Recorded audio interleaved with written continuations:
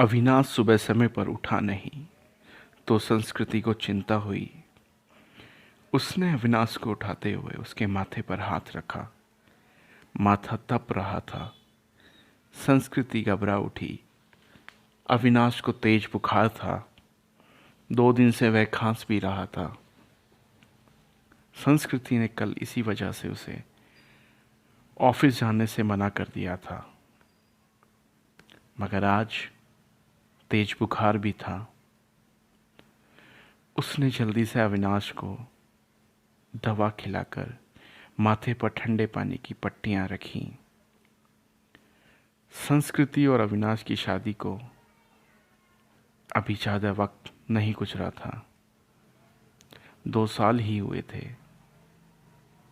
पिछले साल तक सास ससुर साथ में ही रहते थे, मगर कोरोना में संस्कृति की जेठानी की मौत हो गई तो सास ससुर बड़े बेटे के पास रहने चले गए। उसके बाद कोरोना का प्रकोप बढ़ता ही गया। पिछले कुछ समय से टीवी चैनल्स पर दिल्ली के अस्पतालों में कोरोना से जूझने वालों की हालत देखकर वह वैसे भी परेशान थी। कहीं वेंटिलेटर नहीं तो कहीं ऑक्सीजन नहीं। मरीजों को अस्पताल में बेड तक नहीं मिल रहा था।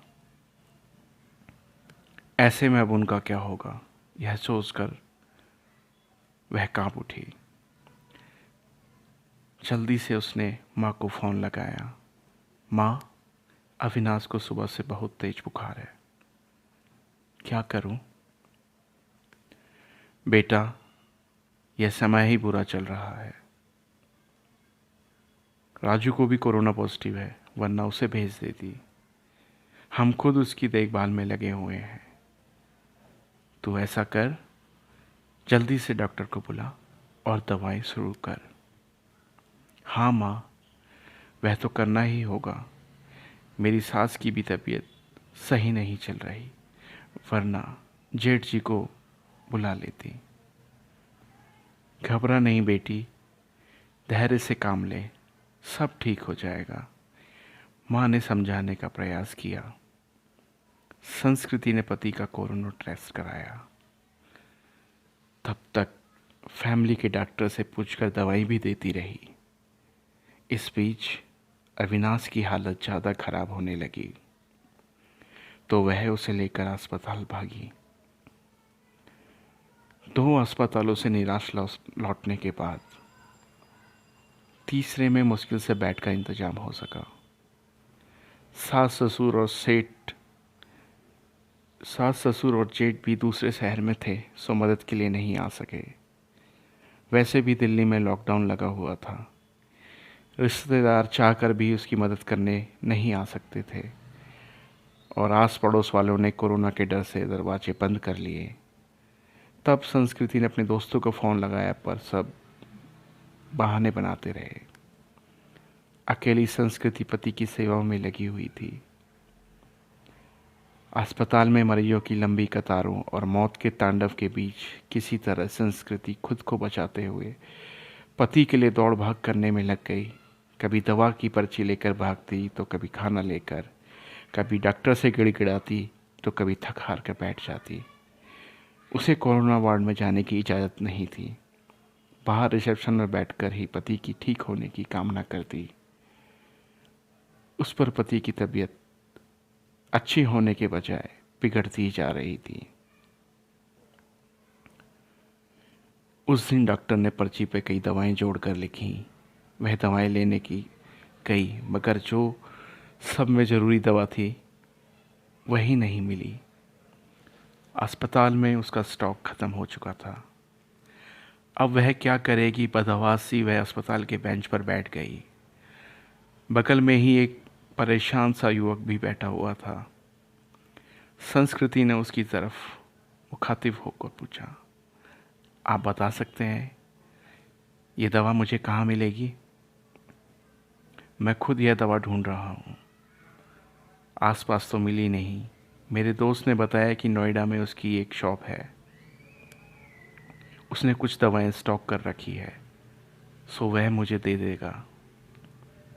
अभी जाने की सोच ही रहा था, पर्ची लाइए, मैं अपने साथ आपके लिए भी दवा लेके आऊँगा। बहुत मेहरबानी होगी। सुबह से इसके लिए परेशान हो रही थी। पसीना पोंछते हुए संस्कृति ने कृतज्ञ स्वर में कहा, मेहरबानी की कोई बात नहीं, इंसान ही इंसान के काम आता है। बस इतना शुक्र मनाइए कि वहाँ दवा मिल जाए। कहकर वह चला गया। करीब 2-3 घंटे बाद लौटा तो उसके चेहरे पर परेशानी की लकीरों के बावजूद खुशी थी। यह लीजिए, बड़ी मुश्किल से मिली है मगर मिल गई, यही बहुत है। बहुत बहुत शुक्रिया।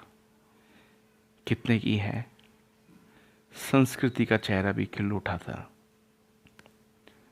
अरे नहीं, पैसे की ज़रूरत नहीं, आप पहले ये दवा खिलाइए मरीज को। उस दिन के बाद दोनों में बातचीत होने लगी। वह अपने भाई की देखभाल में लगा था और संस्कृति अपने पति के लिए दौड़ भाग कर रही थी। दोनों का दर्द एक सा ही था। संस्कृति जब भी व्यथित होती तो उसके कंधों पर सिर रख कर रो लेती। कोई चीज़ लानी होती तो प्रतीक संस्कृति को घर छोड़कर आता। धीरे धीरे तकलीफ के इन दिनों में दो अजनबी एक बंधन में बनते जा रहे थे। उनके बीच एक अजीब सा आकर्षण भी था जो दोनों के इस बंधन को और मजबूत बना रहा था। एक दिन अविनाश का ऑक्सीजन लेवल काफ़ी घट गया। अस्पताल में ऑक्सीजन सिलेंडर नहीं था। तब प्रतीक ने जिम्मेदारी अपने ऊपर ले ली। पूरे दिन कड़ी धूप और गर्मी में लाइन में लगकर आखिर वह ऑक्सीजन सिलेंडर लेकर ही लौटा। उस दिन संस्कृति ने पूछा था, आप मेरे लिए इतना कुछ कर रहे हैं, इतना ख्याल रखते हैं, मगर क्यों? मैं तो आपकी कुछ भी नहीं लगती। फिर बताओ ना, ऐसा क्यों कर रहे हो? पहली बात, हर क्यों का जवाब नहीं होता, और दूसरी बात, हम दोनों हम सफ़र नहीं हैं तो क्या हुआ, हम दर्द तो हैं। आपके दर्द को मैं बहुत अच्छे से महसूस कर सकता हूँ। आपकी तकलीफ़ देखकर मुझे दुख होता है।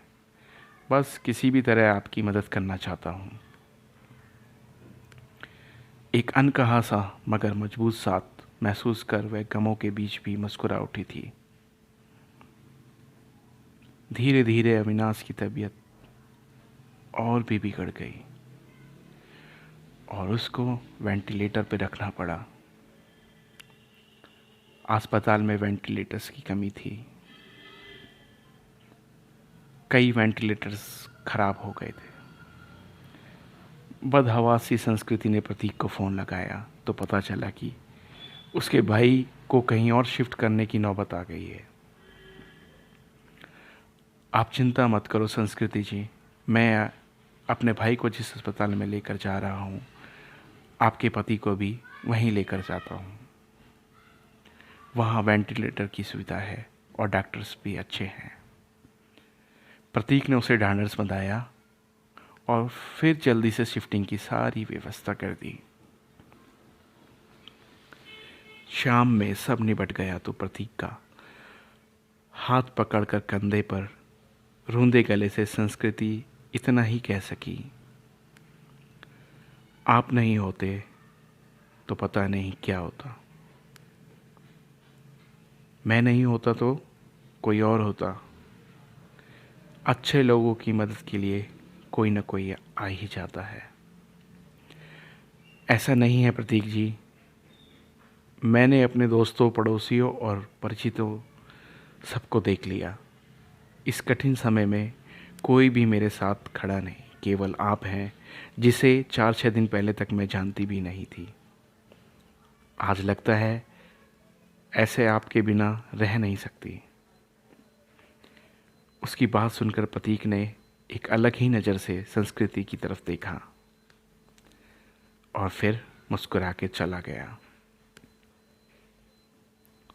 संस्कृति के दिल में भी एक अजीब सी बेचैनी होने लगी।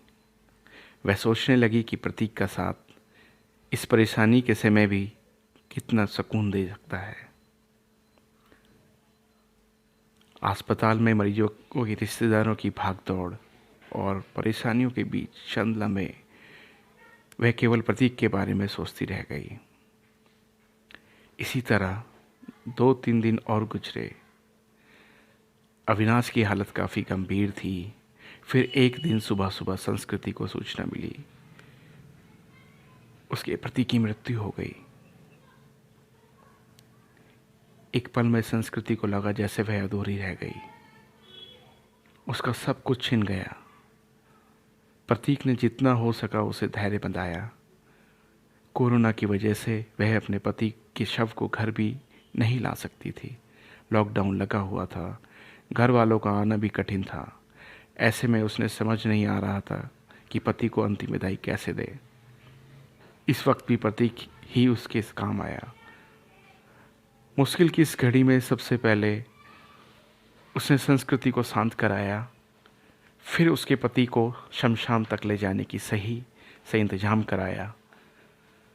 संस्कृति के साथ वह शमशान तक गया, फिर संस्कृति को उसके घर छोड़ने आया। संस्कृति लगातार रो रही थी, उसके हाथ पैर कांप रहे थे।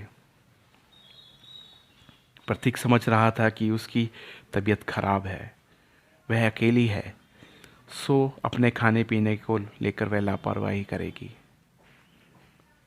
तो वो तबीयत खराब होगी।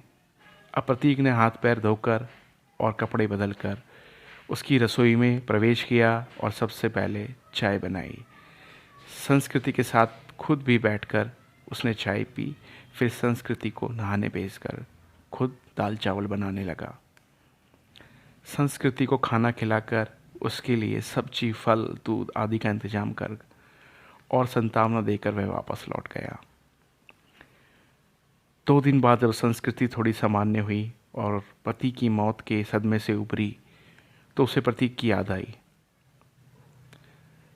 प्रतीक उसके लिए अपने से बढ़कर बन चुका था, मगर उसे पता नहीं था कि वह कहाँ रहता है, क्या जॉब करता है। बस एक फ़ोन नंबर था। उसने फ़ोन मिलाया तो नंबर बंद आ रहा था। संस्कृति घबरा उठी। वह प्रतीक से संपर्क करना चाहती थी, मगर ऐसा नहीं हो सका। 2 घंटे वह लगातार फ़ोन ट्राई करती रही, मगर फ़ोन बंद ही आ रहा था। अब उससे रहा नहीं गया। कुछ सोच कर वह उसी अस्पताल में पहुंची जहां उसके पति और प्रतीक का भाई एडमिट थे। वह रिसेप्शन के एरिया में घूम घूम कर प्रतीक को खोजने लगी, क्योंकि अक्सर दोनों वहीं बैठे होते थे। फिर वह उसे खोजती हुई कैंटीन भी गई।